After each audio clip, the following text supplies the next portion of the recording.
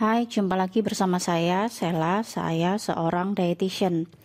Kali ini kita akan belajar mengenai mentega, margarin, dan shortening, dan mengapa penting bagi kita untuk tahu beda antara ketiganya kaitannya dengan alergi.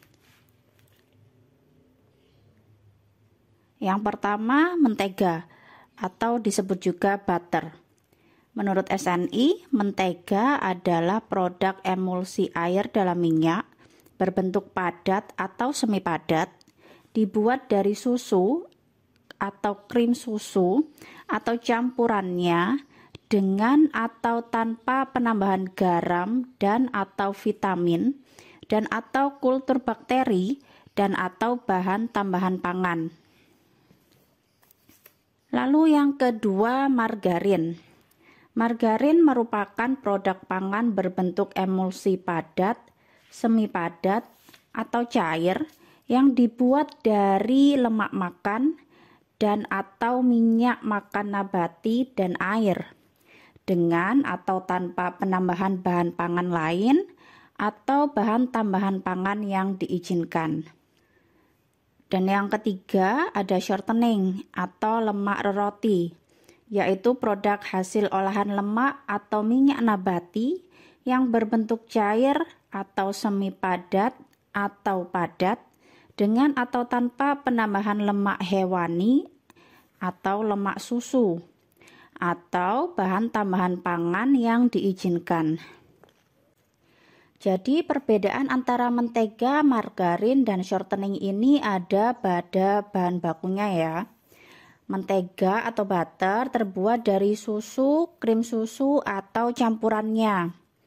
Sedangkan margarin terbuat dari minyak dan atau lemak nabati dan air. Jadi margarin ini tidak mengandung susu ya. Namun berbeda dengan shortening. Shortening ini terbuat dari lemak atau minyak nabati dengan atau tanpa lemak hewani atau lemak susu. Jadi shortening ini bisa jadi tidak mengandung susu, bisa juga mengandung susu. Dan hati-hati, ada juga produk yang namanya butter margarin. Butter ini adalah mentega ya, jadi butter margarin ini merupakan produk campuran antara margarin dan mentega. Jadi jelas bahwa butter margarin ini pasti mengandung susu. Nah, pentingnya mengetahui perbedaan antara mentega atau butter, margarin, dan shortening adalah dalam kaitannya dengan alergi susu. Alergi susu sendiri merupakan reaksi imunologi abnormal terhadap protein susu yang melibatkan imunoglobulin E. Alergi ini beda dengan intoleransi ya.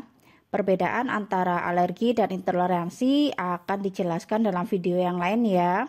Tapi yang jelas, seseorang dengan alergi susu harus menghindari makan atau minum susu, termasuk produk turunannya. Salah satunya adalah mentega dan shortening, dan produk-produk yang mengandung mentega atau shortening. Misalnya kue kering, cake, dan pastry. Berikut ini adalah reaksi atau gejala yang dapat terjadi ketika seseorang terkena serangan alergi. Alergi dapat menyerang saluran cerna dengan gejala sebagai berikut. Alergi juga dapat terjadi pada saluran pernafasan. Dan juga alergi juga dapat terjadi pada kulit.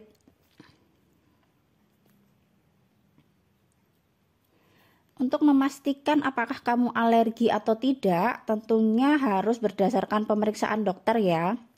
Berikut ini beberapa pemeriksaan yang digunakan untuk menegakkan diagnosis alergi. Jadi, untuk mencegah reaksi alergi susu, pastikan kamu paham bahan makanan apa saja yang mengandung susu ya.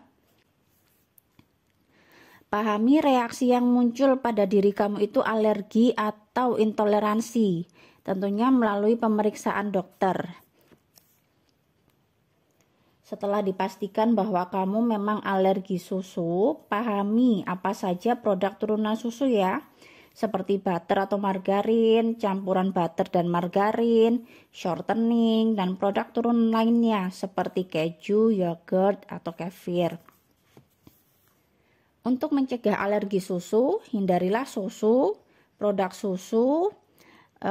turunan susu, dan makanan atau minuman dengan campuran produk tersebut.